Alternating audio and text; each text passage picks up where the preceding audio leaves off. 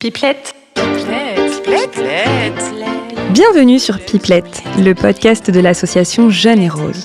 Quand on a un cancer du sein entre 20 et 40 ans, on fait face à des problématiques bien particulières. Ce podcast est là pour en parler sans tabou. Hello, nous sommes de retour pour la deuxième partie de l'épisode sur le cancer vécu par les conjoints, avec David en couple avec Elina depuis 2 ans et Finn en couple avec Justine depuis 5 ans. Dans cette deuxième partie, on va parler des choses que vous avez mis en place ou que vous auriez aimé mettre en place afin que le cancer n'ait pas un impact trop important dans vos vies perso et dans votre vie de couple. Mais alors justement, on l'a vu dans la première partie, quand la maladie elle débarque, ça engendre beaucoup de chamboulements dans le quotidien, dans la vie de couple. Elle prend énormément de place. Alors du coup, comment est-ce que vous l'avez vécu ? Du coup, par rapport à tout ça, le fait que le quotidien est bien chamboulé et qu'il y a beaucoup de choses avec lesquelles du coup vous devez composer et vous adapter au quotidien, est-ce que vous avez mis des choses en place pour accompagner au mieux votre copine ? Qu'est-ce que vous avez mis en place au quotidien ? Vraiment, des petits trucs. Une fois que le diagnostic est établi, que vous avez les traitements qui sont mis en place, tout le protocole, etc. Qu'est-ce que vous avez fait en fait pour accompagner au mieux votre copine dans le quotidien ? C'est vrai qu'il y a une routine qui se met en place, surtout pendant les chimios, parce que c'est assez long et c'est à intervalles réguliers. Donc, il y a toujours les jours après chimio où tu peux rien faire. Et après 4, 5, 6 jours après, tu commences à pouvoir faire des choses. Donc, par exemple, une chose qu'on faisait, c'est quand à des week-ends qu'elle se sentait bien, on essayait de partir de la ville au maximum, genre prendre un peu l'air et aller ailleurs, à la campagne ou à la mer ou quoi. Ça c'est une chose. Après, dans la vie quotidienne à la maison, c'est d'essayer justement de pas trop changer les trucs. C'est de toujours aller boire des coups avec les copains, toujours faire à manger ensemble, toujours essayer de faire tous les trucs qu'on faisait avant. C'est ça. Et justement, pour pas que ça devienne un truc... genre tout change et pour puis... pas que la maladie régisse en fait ta vie. Pour pas que tous les jours ça, ce soit il faut qu'on fasse ça parce que t'es malade, non, il faut qu'on fasse comme ça parce que c'est genre une fois qu'on a fait les traitements, les trucs comme ça, après on va essayer de juste vivre assez normalement quoi. Donc ça c'est peut-être une des choses que j'ai essayé de mettre en place personnellement, mais on l'a fait ensemble quoi. En équipe. Ouais, voilà, c'est une des premières choses. Enfin, s'il y a d'autres gens qui sont comme ça aussi, je sais pas, David. Après Elina, elle se refusait de que la maladie en fait prenne trop le pas sur sa vie en fait. Donc après c'était compliqué à gérer parce que quand tu la voyais fatiguée, il fallait dire non, c'est ça, oui, c'est vrai que tu dois, parce que pour elle fallait que comme tu dis en fait que on sort toujours un petit peu, qu'on fasse qu'on fasse comme avant en fait, mais c'est vrai que tu peux pas exactement faire comme avant non plus, c'est ça. Donc mais moi, dans tes limites quoi. C'est ça. Si on allait boire un coup avec les copains, on restait pas 3 heures avec eux, on allait boire un petit verre et puis on rentrait. Après ça dépendait de l'état de fatigue ou exactement. de l'état. On commençait à apprendre comment Justine réagissait à certaines choses et ce qu'elle pouvait faire, quand est-ce qu'elle pouvait les faire. Et en fait, tu t'habitues un peu. Genre, tu savais que les 2 jours après les chimios, fallait pas qu'elle sorte. Oui, au bout d'un moment, tu commences à comprendre les effets de la chimie sur ton corps et des traitements sur ton corps, et donc tu t'adaptes. Et c'est vraiment un peu ça qui se passe en fait tout au long, j'ai l'impression. Et après, mettre en place aussi, justement, pour gérer les frustrations, je pense qu'il y a même si on essaye de faire comme une vie normale, mais d'essayer de gérer les frustrations de je peux pas aller faire ça, je peux pas faire comme tous mes copines ou copains font, tu vois. Donc c'est de mettre en place des petits trucs je sais pas, à la maison pour remplacer ces choses-là, essayer de juste faire des trucs. Ça nous a permis de faire pas mal de trucs en couple, du coup. Ok. Ouais, c'est pareil. C'est un peu pareil que Finn, c'était... Mais c'était assez têtu dans le... faut garder ce rythme en fait qu'elle avait avant et des fois ça pouvait être compliqué en fait. Même c'est dur à admettre, ouais. Ouais, c'est ça. Vous avez réussi à trouver votre petit équilibre Exactement, et à essayer de faire de composer en fait avec. C'est clairement ça le secret, et c'est jamais évident en fait. C'est ça qui est. C'est ça. Et puis il y a eu plein d'étapes pour Justine. Il y a eu la chimio. Après, elle a eu des reconstructions. Oui. Du coup, c'était très différent ça. Genre après une chirurgie, là c'est vraiment 2 semaines, 3 semaines, 1 mois de remise, tu te remets de l'opération, repos, quoi. Oui. Donc là tu peux pas faire grand chose. Enfin en fait c'est tout en train de t'adapter par rapport aux différents traitements, aux différents trucs. Par exemple d'avoir de la radiothérapie, ça c'est aussi différent, c'est juste contraignant au niveau du temps parce que c'est tous les jours pendant 2 mois. Donc voilà, il y a plein de trucs. Je pense que c'est, je peux pas dire d'anecdotes précises, mais chacun dans ses situations essaie de gérer, d'essayer de continuer une vie pseudo normale et de gérer les frustrations, de faire ce qu'il faut faire sur le moment.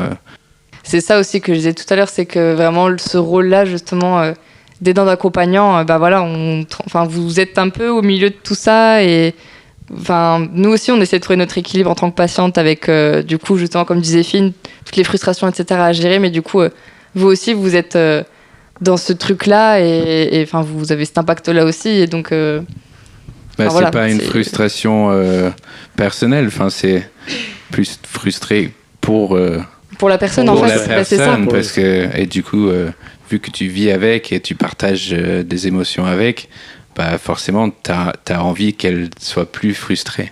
Bah oui, t'as envie de faire quelque chose et tu te sens peut-être un peu impuissant. Et... T'as pas envie de la voir frustrée ou triste ou quoi. Après, ça, c'est juste l'empathie, tout ça. Après, personnellement, nous, moi, j'étais sûrement beaucoup moins frustré qu'elle parce que je pouvais peut-être que tu te disais dans l'état d'esprit oui il y a de ça. En fait, est-ce que elle te faisait part de ses frustrations, genre quand vous étiez par exemple sortis dans un bar et que elle avait peut-être envie de rester jusqu'à 3h du mat mais qu'elle était trop fatiguée, qu'elle pouvait pas boire, etc. Des fois il y a eu des moments je crois qu'il y a eu j'ai peut-être une anecdote, Parfait. Il y a eu un moment où c'était après tous ces trucs de là où les bars et les restos étaient fermés après le Covid. Et c'était le soir où les restos et les bars ouvraient. Et du coup, on entend tout le monde dehors, c'est la fête. Nous, on se balade, on essaye de peut-être d'aller boire un coup quelque part pour fêter ça, mais on voit que ça va pas être possible parce que genre il y a trop de monde, et puis c'était pas du tout le bon contexte pour nous. Du coup on rentre et on était triste, genre hyper frustré. Justine elle était là, mais pourquoi on peut pas faire comme les autres et tout. Et du coup, ce qu'on a fait, c'est qu'on a bu un petit coup à la maison, on a fait à manger tous les deux, on a essayé de faire nos petites soirées à nous, on a essayé de rendre ça cool, et finalement, c'était bien. Nous, on a fait un peu ça aussi, c'est-à-dire qu'on ne pouvait pas trop sortir non plus avec la fatigue, etc. Et on aime bien les cocktails. Et donc, en fait, on s'est mis à faire des petits cocktails, mais à la maison. Génial. Au lieu d'aller en bar, etc. Donc on a essayé, on a acheté des trucs pour faire les cocktails, donc on se faisait des trucs à la maison. Trop bien, vous avez appris du coup à faire ça ensemble. Ouais, c'est ça. Ouais. Donc maintenant on a nos petits cocktails fétiches. Il y a beaucoup de choses comme ça, à des la petits maison, trucs, mais ça m'a fait penser à ça, Voilà.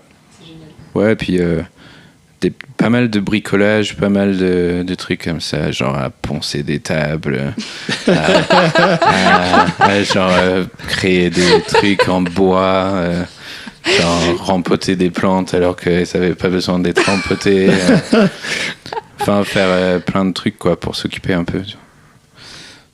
Avoir un cancer, c'est super, ça me rend créatif. Ouais. Tu te dis, let's go, tu fais des trucs que tu n'aurais jamais fait auparavant. Tu as le temps aussi de le faire. Et nous, on a créé des petits porte-clés. Ok. Pour la Ligue contre le cancer, en fait. Moi, c'était mon petit truc pour elle, en fait. Au début, c'était son cadeau à elle, et puis on l'a développé comme ça, et je pense que ça aussi, c'était pas, on l'a fait à deux, etc. Donc c'était C'était pas mal aussi ça. Trop bien. Bah ouais, c'est cool d'avoir trouvé des activités, des choses à faire ensemble et de continuer effectivement à développer cette complicité. Et puis effectivement, double aspect positif, ça gère la frustration, entre guillemets. Donc, après, c'est pas toujours les aidants qui trouvent les activités, ça vient à deux, quoi. Évidemment. C'est souvent tu vois, c'est... Non, ça vient pas avec le package aidant, le fait d'avoir plein de petites On a des idées ensemble, à quoi. fond. Bon, qu'est-ce qu'on fait? Du coup, pour la toute petite parenthèse perso, j'avais dit du coup dans la première partie, c'est que moi du coup j'ai eu 2 cancers et du coup j'ai eu 2 relations différentes pendant ces 2 cancers avec 2 personnes différentes. Mais par contre quand j'en parlais du coup à ces personnes-là, du coup à mes ex-conjoints, quand on discutait de la maladie, de l'impact que ça avait sur eux, de comment ils se sentaient et qu'est-ce qu'ils ressentaient par rapport à ça, il y avait quand même quelque chose en commun qui ressortait des 2 côtés, c'est que assez souvent, en fait, quand ils discutaient avec leur entourage, que ce soit les amis qu'on avait peut-être en commun, la famille, etc., on leur posait tout le temps des questions par rapport à moi. Comment Sandra, elle va? Comment ça s'est passé la chimio, les effets secondaires, les rendez-vous, etc. Et tout tournait plus ou moins autour de la maladie, de comment moi je vivais. On leur posait très peu la question de eux, comment ils allaient et comment ils se sentaient, eux, personnellement. Est-ce que vous, ça vous le fait, en fait? Est-ce que vous avez cette impression-là aussi? Est-ce que ça arrive par moment que vous vous dites, et moi dans tout ça, entre guillemets? Perso, non. Enfin, j'y ai pas trop pensé, quoi. Ouais, moi non plus. Qu'on me le demande pas, en fait, c'était pas un truc qui me... ça va, dans tous les cas. Ok. Si il demandait tout le temps à Justine si elle allait bien, je trouvais ça normal. Mais dans l'autre sens, s'il me demandait pas forcément... Après, il y a eu des... C'est pas en demandant si ça va, mais il y a eu des moments où, oui, j'ai dit... où j'ai pensé, et moi, alors? Mais c'est vite passé, hein, c'était vraiment passager, quoi. Oui, et c'était... Comme émotion, ouais. Et c'était toi, par rapport du coup à ton rôle d'aidant, par rapport à la maladie, par rapport au couple, à ta place là-dedans, quand ça c'était même passager, et peut-être que tu t'en souviens plus trop maintenant, mais ouais, peut-être plus par rapport au futur, au projet, au truc que moi aussi j'avais une vie à mener, une vie professionnelle, hein, et je voulais, c'est difficile de penser à ça, à une carrière, à un truc comme ça, et à tout ce qui se passe, de gérer les 2 côtés. Okay, de gérer toi personnellement surtout ce côté-là. Et la maladie. Okay. Mais après, j'ai vite trouvé l'équilibre. C'est vraiment un équilibre qu'il faut essayer de trouver, quoi. Comme on disait précédemment, tes petits trucs du coup à toi pour aller un peu mieux, que ce soit le sport ou autre chose, ou pas du tout. Ouais, carrément. Ouais, ok. Ouais. Et puis même au niveau du travail. Toi, ça t'a aidé? Le fait d'avoir quelque chose à côté Carrément, je crois. Moi, je suis musicien, en fait. Du coup, pendant le Covid, il y a eu... j'ai pas eu beaucoup de travail, et c'est juste après le Covid que Justine est tombée malade. Et du coup, on avait besoin d'argent, donc j'ai bossé en intérim dans le paysage pendant une petite année. Pendant tout le temps qu'elle était en chimio, pendant tout le temps qu'elle était en traitement. Parce que, justement, sinon, on n'avait pas trop de revenus. Et ça m'a fait du bien, parce que, en fait, c'est un travail physique. T'es dehors tout le temps. C'est très... ça défoule, quoi. Tu pars... C'est un peu, oui. Ouais, toi, avec le sport à côté, du coup, c'est l'exutoire un peu... En fait, ça permettait de dépenser de l'énergie, d'être dehors toute la journée. En plus, tu as le sentiment d'être utile, de gagner de l'argent pour le foyer. Et du coup, tu rentres le soir, et même si Justine se couche à 22h parce qu'elle est fatiguée, toi, à 22h... T'es claqué aussi, t'es et claqué, bim. donc tu t'endors aussi, donc il n'y a pas de problème. Et je pense que d'un côté, même si ce travail-là, c'était pas mon choix c'est pas ce que je voulais faire, c'était un peu une nécessité. La situation m'a un peu forcé à devoir prendre un travail alimentaire, mais finalement, avec du recul, en fait, ça m'a fait du bien, je pense, d'être, en plus d'être avec des gens qui savaient pas forcément ma Ce que situation. tu vivais, ouais. Ce que tu traversais. Donc c'était juste, j'allais là-bas pour travailler, pour faire des jardins, quoi. Donc ouais, ça c'était un truc qui personnellement a pu faire du bien. Donc ça dans le travail. Après plus tard, après quand j'ai arrêté ça, j'ai repris la musique et tout. Et ça aussi est génial, quoi. Avoir des projets professionnels de manière générale. Je pense que faut pas que ça s'arrête. Je sais pas si on arrive à trouver le moyen de continuer de faire ce qu'on veut faire. C'est aussi important pour ceux qui accompagnent. Mais carrément, parce que du coup, vous avez continué à faire des choses seuls, en fait, du coup, à côté. Donc toi, oui, avec du coup le travail, le fait d'être paysagiste après la musique. Et est-ce qu'il y avait autre chose aussi ? Est-ce que toi, David, aussi, tu as fait... est-ce que tu as continué, du coup, à faire des choses pour toi ? Et à être... Ouais. Après, je travaillais toujours normalement. Et puis... et à côté, on a fait les petits porte-clés. Ça m'a permis d'ouvrir une autre voie hors mon boulot, en fait, pour faire des petits goodies, etc. On s'est mis à faire ça. Et ça, on l'a fait à deux. Elle avait quelques idées, etc. Donc, ça, on l'a fait à deux. Mais après, moi, j'ai quand même continué des petits trucs tout seul. Et elle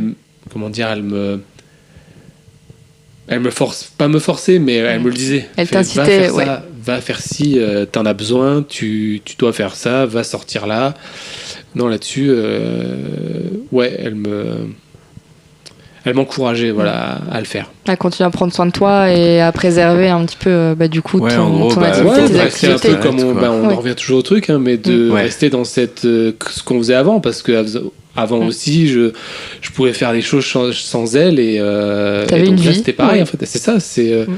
je pense que c'est important pour la personne qui est malade aussi, de voir que le monde s'arrête pas à cause de cette personne.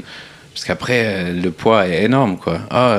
En plus d'être malade, j'empêche les gens de pouvoir faire... de vivre et de continuer leur vie. En fait, il y a une culpabilité énorme qui peut s'installer chez certaines personnes. Je dis pas que c'est systématiquement le cas. C'est aussi important d'être conscient de ça aussi, et de justement pas refaire sentir à la personne qui est malade que du coup c'est à cause de toi que je peux pas faire ci ou que je peux pas faire ça.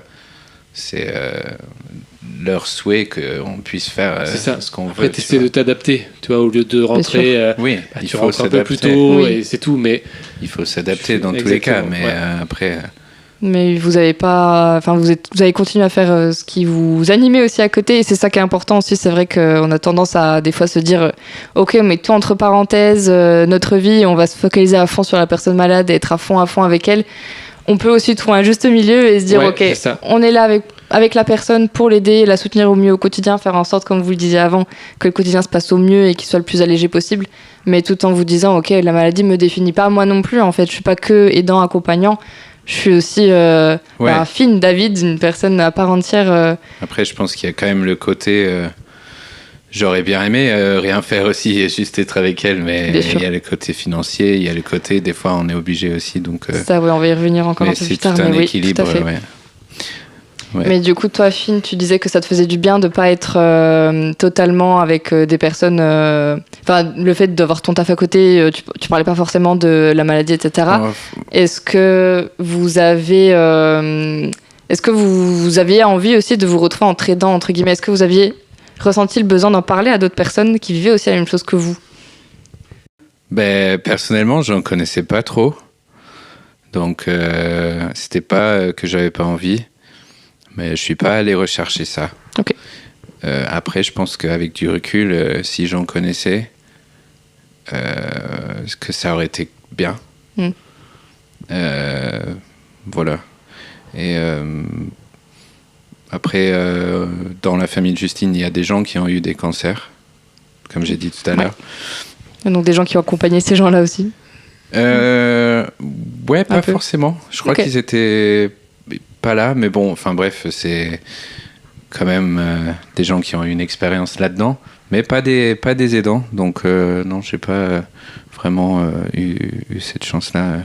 Mais moi, j'y ai pas réellement pensé, en fait. Peut-être après, une fois que c'était terminé, je me dis, en fait, quand je voyais les soirées qu'elle faisait avec les tétonnantes, etc., et je trouvais ça cool, je fais mais Il n'y a pas ça nous, pour les aidants. nous, on n'est pas invités en fait, enfin sur certaines soirées on n'était pas invités, c'était rare, et je fais mais pourquoi vous le faites pas avec les conjoints, ou juste les conjoints en fait qui se fassent une soirée entre eux, Mais je oui. sais pas, mais même le même jour, mais sauf à 2 endroits différents, je sais pas, mais ça m'est traversé l'esprit, mais après. Ok. Pendant, en fait, après, comme je parle pas beaucoup, j'avais pas besoin d'en parler. Et puis après, je savais pas.